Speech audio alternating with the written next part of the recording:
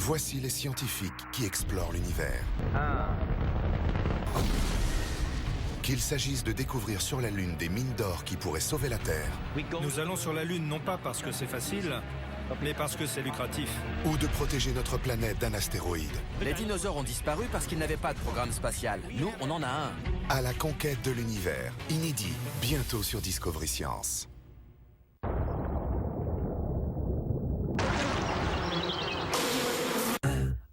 Ça fait plus de 10 ans que ça dure maintenant. C'est une relation forte. Ouais, forte. Comment dire autrement? Une relation qui m'apporte tellement. Franchement, on est au top. Je ne pourrais pas espérer mieux. En plus de ça, je me sens totalement libre. J'aime ma banque. Fortuné.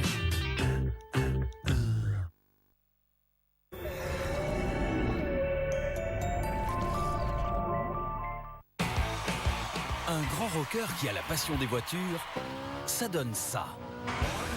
Ça et ça. Ça, c'est une belle carrosserie. Brian Johnson d'ACDC nous parle d'histoire. C'était la voiture personnelle de Bugatti. Et de technique. 1200 chevaux. Ah, c'est dingue! Découvrez avec lui les voitures les plus célèbres du monde. Cars at Rock avec Brian Johnson. Inédit, demain à 20h45 sur Discovery.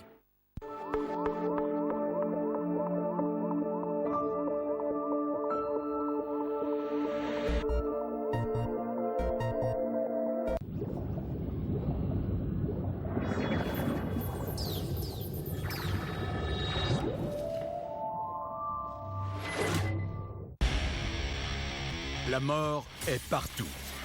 En général, on essaie de l'éviter. Mais pour certains, il est trop tard.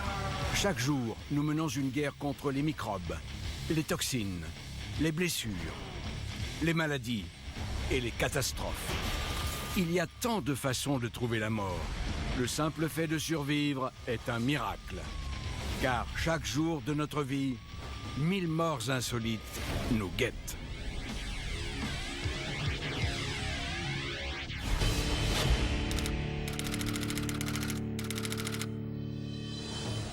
Allez les boulets! Secouez-vous au boulot! Dans un pays où les exploiteurs sont légion, Maniez-vous! Allez! l'usine de fabrication de bijoux d'Unglo est un enfer. Accélérez le mouvement! Allez! Il n'est pas seulement tyrannique, il est aussi déséquilibré. Je suis l'as du bling-bling, le maître de Chine! J'assure grave, maman, le roi c'est moi! Unglo pense qu'il a l'allure et le flow d'un rappeur gangsta. Matez-moi, les gonzesses, c'est moi le boss! Je me fais du pèse, je suis pas un bolos! Ses ouvriers vivent dans la terreur. La moindre erreur, et c'est la porte. Comme la Chine, pays communiste, découvre le capitalisme, il n'existe pas vraiment de code du travail. Beaucoup de Chinois sont contraints de prendre des emplois dans des usines parce qu'ils n'ont pas le choix. Ils gagnent de l'argent, mais ils travaillent très, très dur et se retrouvent pris au piège. J'ai des ouvriers, je les paye au lance-pierre. S'ils viennent pleurer, c'est le d'enfer! Pour sa joaillerie bas de gamme, Unglo utilise notamment des pois rouges. Leurs graines, qui ressemblent à de petites perles, contiennent une substance toxique appelée abrine, très proche de la mort au rat. Et si tu me cherches, t'en colles une dans le derche! Les dents imitation or d'Unglo lui ont été offertes par ses ouvriers qui les ont consciencieusement garnies de graines mortelles. Ne supportant plus qu'il leur empoisonne l'existence, ils lui ont rendu l'appareil. L'abrime est un poison très insidieux. Il pénètre dans les cellules et bloque la fabrication des protéines qui nous maintiennent en vie. Dès que les cellules ne produisent plus de protéines, on cesse littéralement de fonctionner. J'assure grave, maman, le roi c'est moi! Si Unglo pensait rapper, alors moi aussi. Rien n'est plus beau que la mort de Unglo.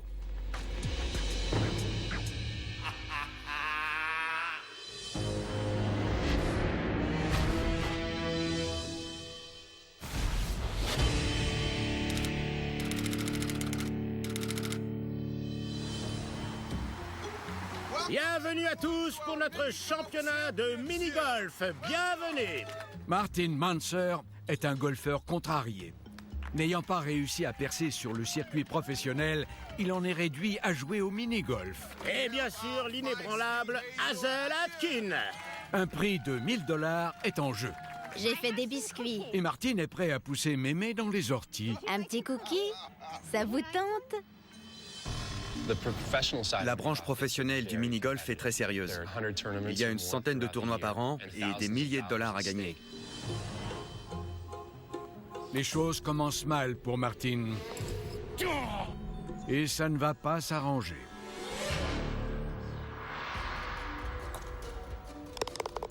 Les trous s'enchaînent et la douce octogénaire met à la torture le golfeur pro raté.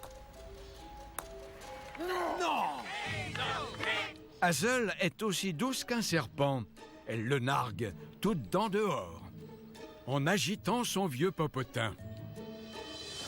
Martin se désunit. Et son jeu aussi.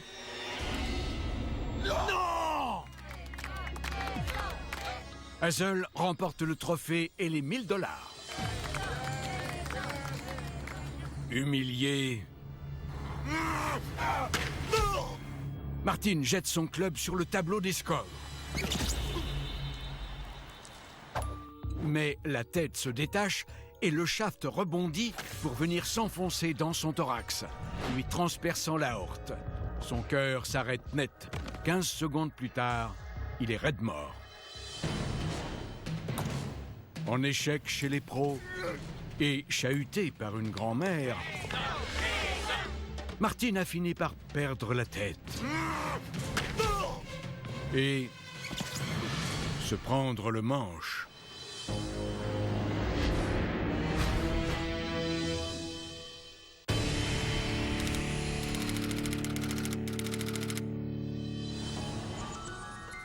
Logan Grimfield est à un tournant de sa vie.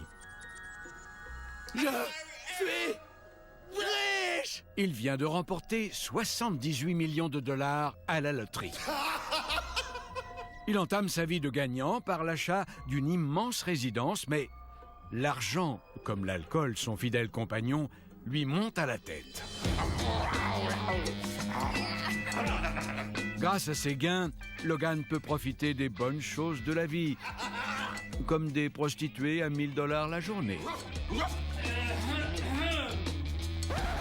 Et un majordome. Un toffee, monsieur?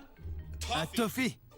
Je viens de toucher le pactole. Je veux du lourd. Un cheesesteak et un bourbon.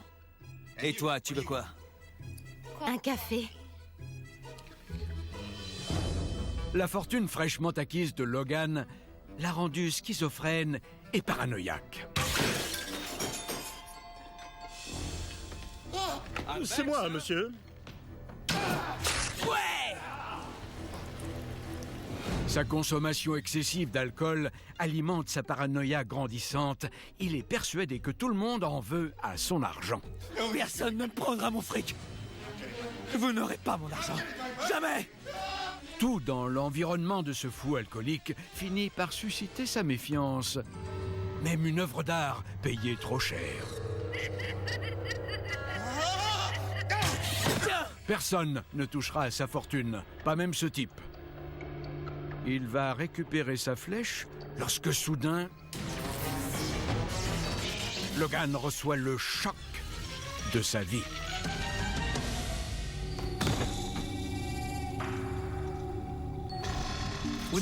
Quand il a pris sa flèche, il ne savait pas qu'elle était entrée en contact avec la ligne à 220 volts qui passait dans le mur.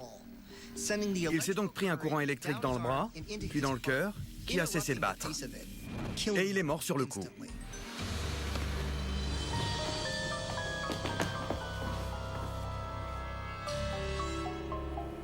Je crains que monsieur ait rendu l'âme. Je serai quand même payé?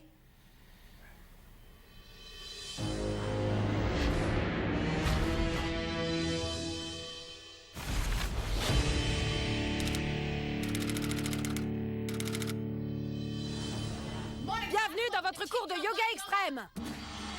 Vous êtes en quête de paix intérieure? cherchez ailleurs. Les mains à plat! Par terre!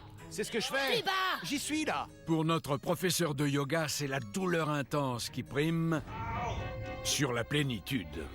Plus bas! Position du lotus. Certaines postures font travailler une zone du corps que l'on n'associe pas forcément au yoga.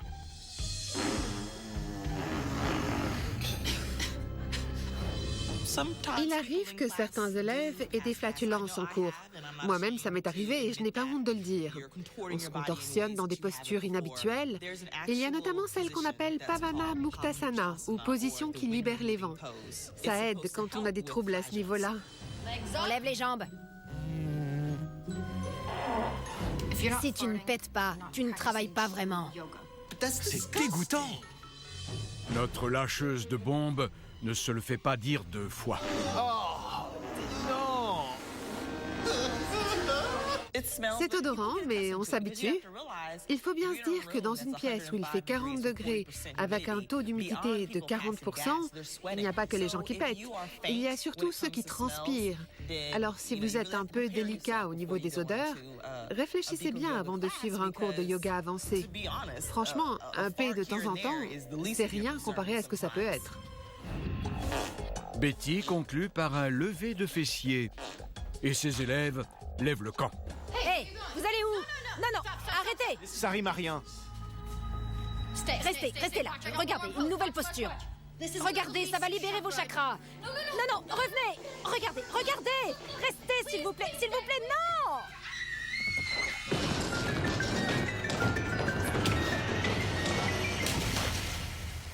Après avoir eu des vents, Betty prend l'eau.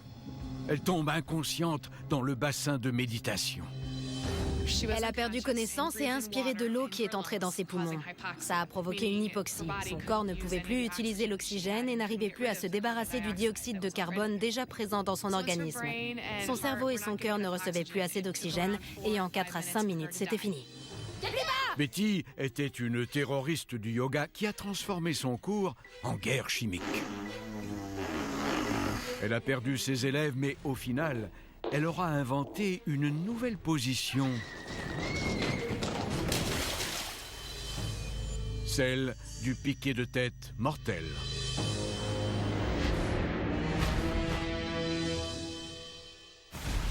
T'as quoi maintenant? Dans un instant, c'est sympa de casser des choses, mais pas toujours. Et c'est bon. Un hacker se fait pirater.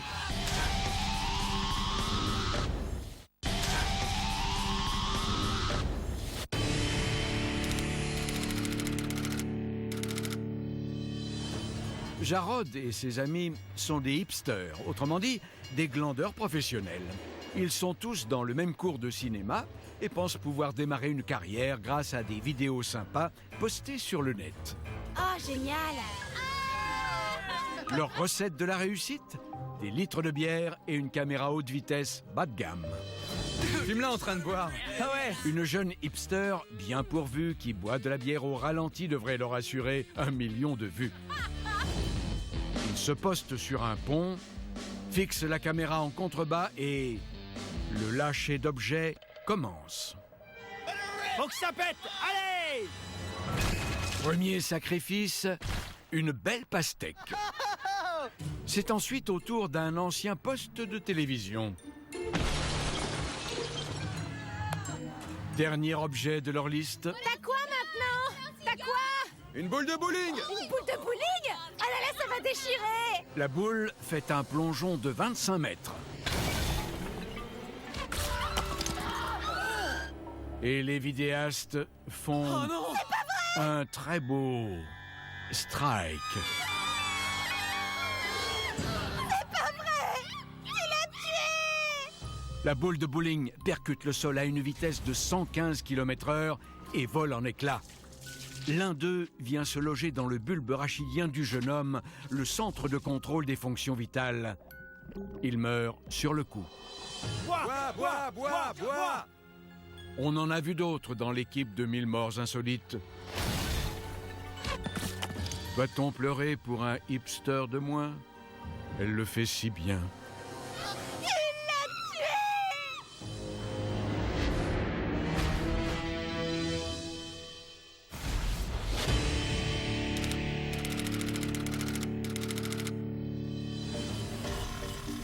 Oh, le gros bidon. Un bazar sans nom et des restes de junk food. Tout concorde, nous sommes dans l'antre d'un food informatique. Alton lance ses joujoux high-tech pour la manipulation ultime. Son pacemaker. Pourquoi? Parce que ça n'a encore jamais été fait. C'est bon, je suis dans le disque dur.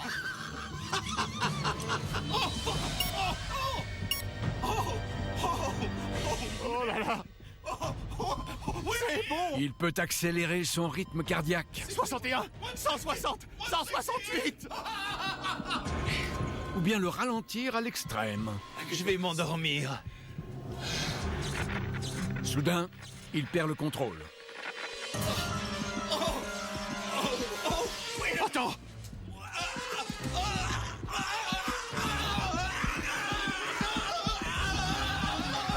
Ouais, prends ça dans ta face.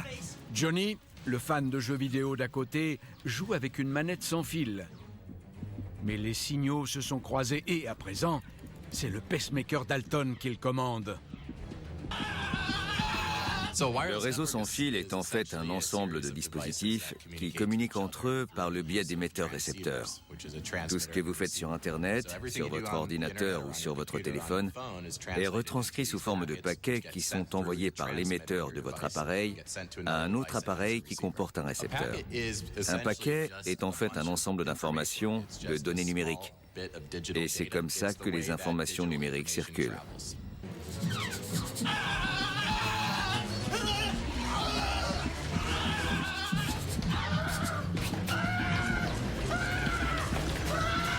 Et quand Johnny se fait éliminer... Qu'est-ce qui se passe, Johnny? Arrête avec cet ordinateur! Lâche-moi, maman!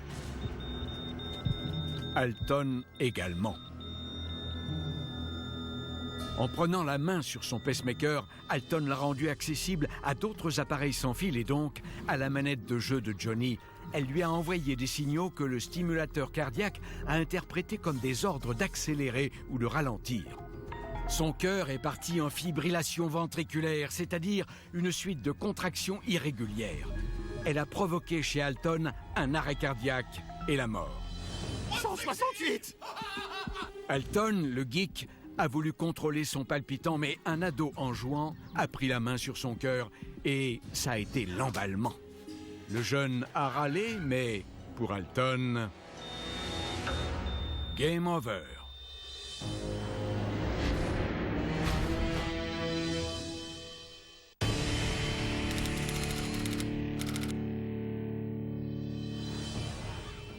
On s'active. Tout le monde sort de cellule. Le directeur a une annonce à faire. Hadley, le directeur de cette prison d'État pour femmes, est un tyran insensible qui ne relâche jamais la pression. Bon, les bestiaux, va y avoir du changement ici. Quand on est en prison, les gardiens nous traitent pas comme des êtres humains. Ils nous hurlent dessus. Reviens ici et tout de suite, sinon c'est l'isolement. Fini les petits passe-droits. Non seulement ils peuvent être violents avec nous, mais aussi hyper insultants. Par exemple, j'ai déjà entendu « Tu vaux moins qu'un chien, mets-toi à genoux ». Il n'y aura pas de coup de fil, pas de visite et pas de promenade.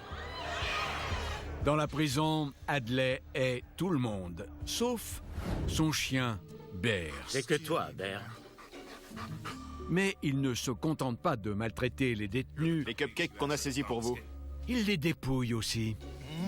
Les bons cupcakes. Tu veux le blanc? Moi, je vais prendre le bleu. Il a l'air trop bon. Tu trouves pas, Bear?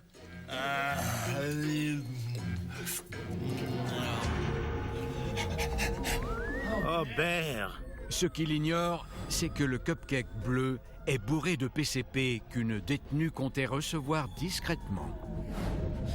Bear? Oh, Bear! En quelques minutes, Hadley présente tous les symptômes d'une belle overdose au PCP. Lèche, lèche! Des hallucinations et des actes de violence étranges.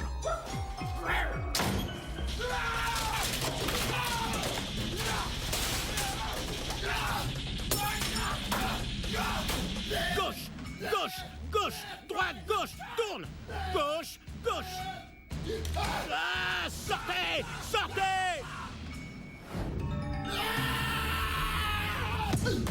Le seul moyen de contrôler cette mutinerie solitaire est de balancer une grenade incapacitante pour calmer les esprits. Oh oh, c'est un peu trop près.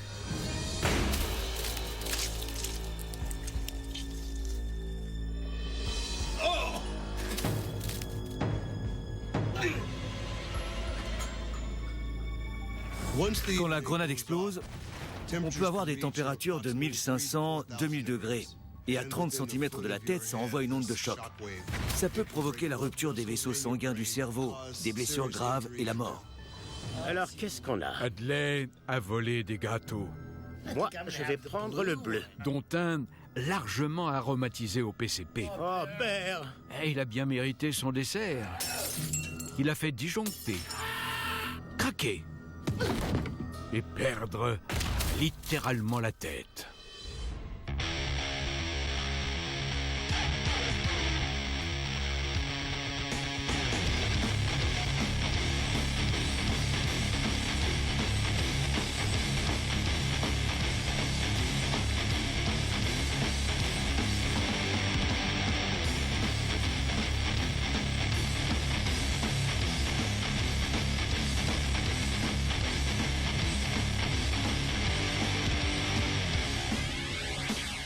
It's original.